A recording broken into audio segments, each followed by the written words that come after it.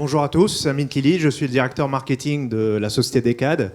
On a une agence spécialisée dans les projets e-commerce. On accompagne des retailers comme Big Mat et comme Rubix aussi dans la salle sur toute leur feuille de route de développement du commerce en ligne au sens large du terme, en conseil et implémentation technique. Je suis heureux aujourd'hui d'être accompagné par Thomas Drummer, donc directeur marketing, communication et digital de Big Mat. C'est ça, merci, bonjour à tous. Donc en intro, très rapidement, avant de te passer la main, donc nous, aujourd'hui, on va parler du projet d'accélération de Big Mat dans l'e-commerce, B2B et B2C, sans tout reconstruire. Pourquoi on en parle ? Parce qu'on est dans un contexte, alors je ne vais pas revenir sur tout ce qui a été dit depuis ce matin, on est dans un contexte très déstabilisé, avec le contexte géopolitique, économique, et aussi toute l'effervescence autour de l'intelligence artificielle, on n'arrête pas d'en parler un peu partout, et donc du coup tout ce que ça permet, toutes les possibilités, toutes les idées que ça donne.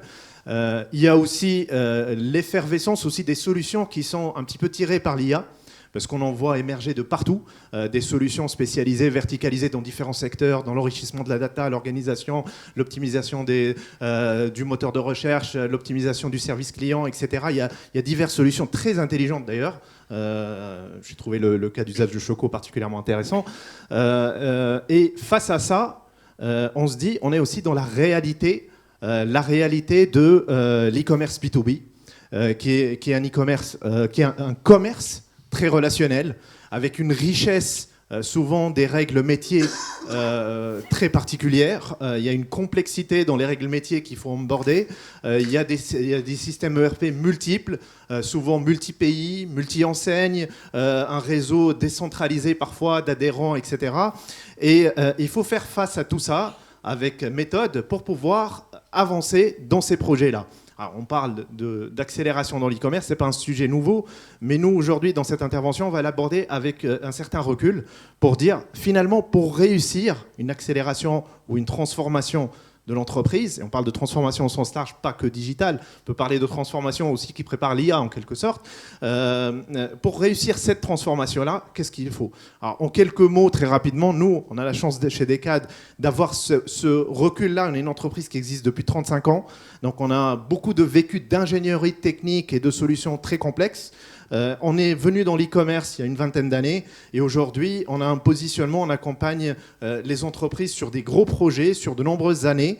On a peu de clients, on a 25 et 30 clients, mais par contre, c'est des modèles d'accompagnement dans la durée. Et donc, du coup, on va aborder aujourd'hui cette thématique avec ce regard-là. Voilà un panel un petit peu de nos clients et on en parlera avec plaisir sur notre corner pour ceux que ça intéresse. Alors, Thomas, je te laisse présenter aussi Big Mat, peut-être pour commencer. Oui, alors Big Mat, c'est une coopérative de magasins indépendants, c'est important de le rappeler puisque ça va être notre fil rouge de cette présentation.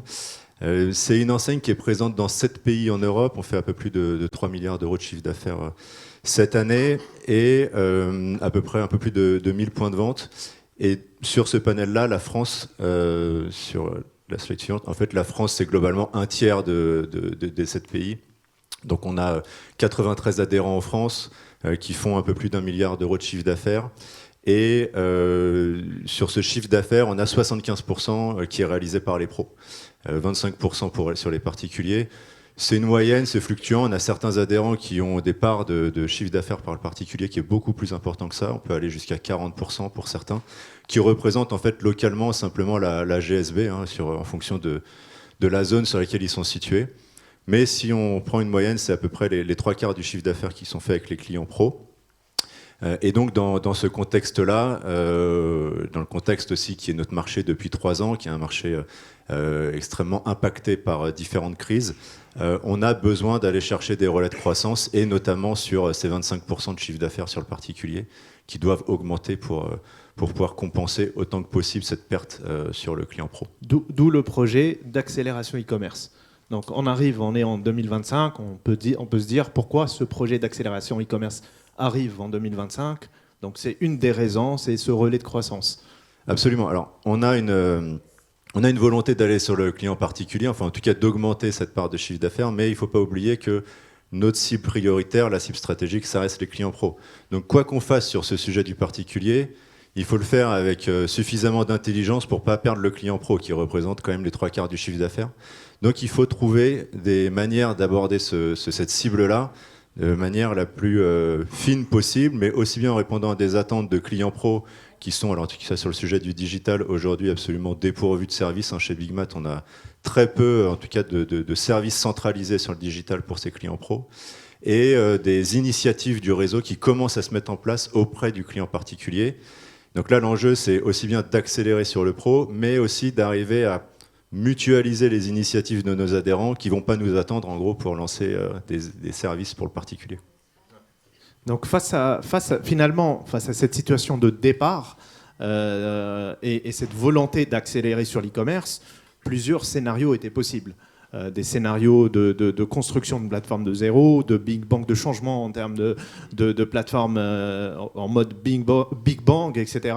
Alors, en discutant avec vous chez Decad, nous, on a l'habitude de partir du modèle, de la situation et d'essayer de comprendre pour essayer de prendre de la hauteur un peu sur la situation et voir quels sont les scénarios les plus pertinents par rapport à la situation de l'entreprise et les plus cohérents par rapport à la maturité des équipes et par rapport à ce qui existe. Qu'est-ce qui a été retenu de nos recommandations, de nos échanges ? Alors, ce qui est très important pour nous, c'est de partir des initiatives du réseau. Parce que si le projet, on va dire un projet digital, quel qu'il soit, il vient du siège, on va avoir un déploiement dans le réseau qui va être finalement assez limité aux adhérents qui veulent bien nous suivre. Alors que si le projet vient du réseau, si on regarde quelles sont les initiatives qui ont été prises par les adhérents, si on se déplace chez eux pour passer du temps avec leurs équipes, comprendre pourquoi ils ont mis en place des flux ERP qui dirigent vers un portail client pour les pros, même si c'est du bricolage pour certains outils, ça montre quand même qu'il y a une volonté pour eux de s'inscrire dans cette démarche-là, donc il faut capitaliser là-dessus. Même si on l'augmente, même si on l'améliore, même si on la rend plus puissante, il faut se baser sur ces initiatives du réseau parce que ça montre qu'on va capitaliser sur ces initiatives et qu'on va converger du réseau vers des projets stratégiques d'enseigne. Donc ce qu'on a fait effectivement, c'est déjà de se rendre en magasin chez les adhérents les plus moteurs. Donc on a 90 adhérents, je pense qu'il y a quelques enseignes dans la salle, on a un tiers qui sont très motivés, qui sont très pressés, un tiers qui attendent de voir comment ça se passe mais ils ne sont pas contre, et un tiers qui globalement ça fait 40 ans qu'on fait 100, pourquoi s'embêter avec ça? Donc eux c'est plutôt notre tiers à convaincre. Donc là on a été chez un adhérent qui était très moteur, qui avait mis en place plein de choses, un site web, un référentiel produit, des flux ERP, clairement un adhérent sur lequel il faut s'appuyer et de prendre du temps pour se dire comment on va co-construire la solution web ensemble. Qu'est-ce que doit être le web de Bigmat pour les pros, pour les particuliers. Et en faisant ça, finalement, on a eu une mise en marché qui était quand même beaucoup plus rapide que si on avait fait un cahier des charges, des specs, un appel d'offres, 12 mois de conception, des recettes. Là, au moins, on les embarque dès le début. On fait la vision cible ensemble et puis on déploie en fonction de ce qui a été prévu. Et puis on valorise ce qu'ils ont fait. Et on valorise ce qu'ils ont fait. Ouais. Donc du coup, on est parti d'une situation initiale où il y avait déjà quelque chose d'existant, les briques en bleu ici dans le schéma, et au fur et à mesure, on est venu augmenter ce qui existe et valoriser aussi le capital. Ouais, c'est ça. En fait, on a un SI qui est assez riche chez Bigmat. Alors, il est loin d'être à l'état de l'art. Mais donc il y a un certain nombre d'ERP différents dans le réseau, on a des initiatives, on en a parlé, d'adhérents, et au niveau de Bigmat France, on a un site qui a 30 000 refs en ligne et qui permet aujourd'hui de faire que des demandes de devis. Donc globalement, un utilisateur choisit parmi les 30 000 refs qu'il y a sur le site, ça l'envoie à un adhérent et l'adhérent dit ça je l'ai. Je te le fais à tel prix, ça je ne l'ai pas, mais je le remplace par tel produit. Donc c'est un peu artisanal, mais ça a le mérite au moins de faire un premier pas sur ce service-là. Donc aussi bien sur les initiatives locales que le SI national, on va dire, l'idée c'était de converger vers quelque chose qui soit aussi bien adapté pour les pros que pour les particuliers. Donc ce que vous voyez ici, c'est l'évolution qu'a pris bigmat.fr au fur et à mesure des mois de cette année 2025. On est parti en fait d'un site qui était un WordPress tout simplement, avec 30 000 rêves sur un WordPress. Donc ça, c'est l'héritage de Bigmat, un store locator. Et donc ce qu'on a fait, c'est qu'on a fait un certain nombre d'extensions au fur et à mesure. On a gardé le WordPress pour la partie contenu. On a fait un spécifique pour la partie produit, où on a intégré après toutes les briques qui nous permettent de faire un transactionnel, que vous voyez ici, donc les devis, les produits, toute la partie prix client. Donc aujourd'hui, un adhérent peut avoir une multitude de stratégies prix au sein d'un point de vente, parce que c'est en fonction des différents corps de métier de ses clients, mais aussi en fonction de l'historique de ses clients, en fonction des moments de l'année aussi. Donc on a des flux prix qui sont quand même très importants. Et bien sûr les stocks, les paniers, enfin en gros toutes les briques qui étaient nécessaires pour faire le transactionnel. Donc tout ça en fait, le socle historique est resté le même, et ensuite on a APIsé une initiative d'un adhérent qui avait créé lui un portail de commande pour des clients pro existants, donc quelque chose de très fermé. Il fallait avoir des identifiants, des mots de passe, être déjà dans la base client de l'adhérent. Donc en fait, tout simplement, on a réutilisé cette initiative, on l'a APIsée pour diffuser sur bigmat.fr ce qu'il y a dans les ERP des magasins. Ce qui est intéressant à retenir déjà sur cette cinématique qu'on voit, c'est qu'on est dans une stratégie de déploiement progressif. Et donc du coup, non seulement on valorise ce qui a déjà été fait, mais en plus de ça, on gagne en termes de time to market.